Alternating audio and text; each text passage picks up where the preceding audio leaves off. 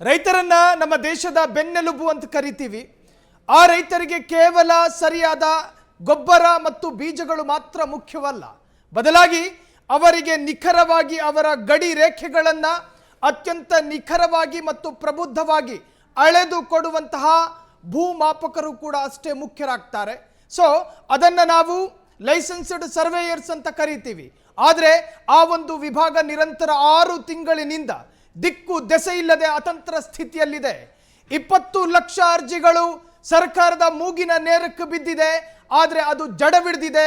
ಕಾರಣ ಲೈಸೆನ್ಸ್ಡ್ ಸರ್ವೆಯವರ ಸ್ಥಿತಿಗತಿಗಳನ್ನು ಕೇಳೋರು ಇಲ್ಲ, ಹೇಳೋರು ಇಲ್ಲ. ರಾಜ್ಯದಲ್ಲಿ ಹತ್ತತ್ರ 25 ವರ್ಷಗಳಿಂದ ಲೈಸೆನ್ಸ್ಡ್ ಸರ್ವೇಯರ್ ಭೂಮಾಪಕರು ಇವರು ಸೇವೆಯನ್ನು ಸಲ್ಲಿಸ್ತಾ ಇದ್ದಾರೆ. ಆದರೆ ಈ ಒಂದು ವಿಭಾಗಕ್ಕೆ ಸರ್ಕಾರ ಪ್ರತ್ಯೇಕ ಕಾಳಜಿ ತೋರಿಸ್ತಾ ಇಲ್ಲ.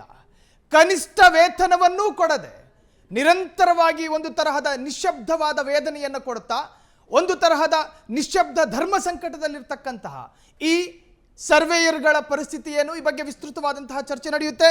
ಈ ಚರ್ಚಾ ಕಾರ್ಯಕ್ರಮದಲ್ಲಿ ಘಟಾನುಘಟಿ ಕ್ಷೇತ್ರದ ನಾಯಕರಿದ್ದಾರೆ. ಆರಂಭದಲ್ಲಿ ಅವರನ್ನ ವೆಲ್ಕಮ್ ಮಾಡ್ತಾ ಹೋಗ್ತೀನಿ. ಇನ್ನು ಚುನಪ್ಪ ಪೂಜಾರಿ ಈ ಚರ್ಚಾ ಕಾರ್ಯಕ್ರಮಕ್ಕೆ ಭಾಗಿಯಾಗಿದ್ದಾರೆ. ರಾಜ್ಯಾಧ್ಯಕ್ಷರು, ರೈತ ಸಂಘ, ತಮಗೆ ಆತ್ಮೀಯವಾದಂತಹ ಸ್ವಾಗತ ಸರ್. ಸೊ ಇನ್ನು ಅದೇ ರೀತಿ ತಿರುಮಲೇಗೌಡ ಪರವಾನಗಿ ಸಂಘದ ಭೂಮಾಪಕರ ಸಂಘದವರು. ಸೊ ತಿರುಮಲೇಗೌಡರಿಗೂ ಕೂಡ ಆತ್ಮೀಯವಾದಂತಹ ಸ್ವಾಗತ ಸರ್. ಇನ್ನು ಈ ಚರ್ಚಾ ಕಾರ್ಯಕ್ರಮದಲ್ಲಿ ಷಣ್ಮುಖ ಅವರು ಕೂಡ ಜಾಯ್ನ್ ಆಗಿದ್ದಾರೆ, PR ನಿರ್ದೇಶಕರು ಕೂಡ ಹೌದು, ತಮಗೂ ಕೂಡ ಆತ್ಮೀಯ ಸ್ವಾಗತ. ಎಸ್, ಇನ್ನು AKSP ಭೂ ಸಂಘ ಜೊತೆಗೆ ಮತ್ತೋರ್ವ ಅತಿಥಿಯು ಕೂಡ ಜಾಯ್ನ್ ಆಗಿದ್ದಾರೆ, ತಮಗೂ ಕೂಡ ಆತ್ಮೀಯವಾದಂತಹ ಸ್ವಾಗತ ಸರ್.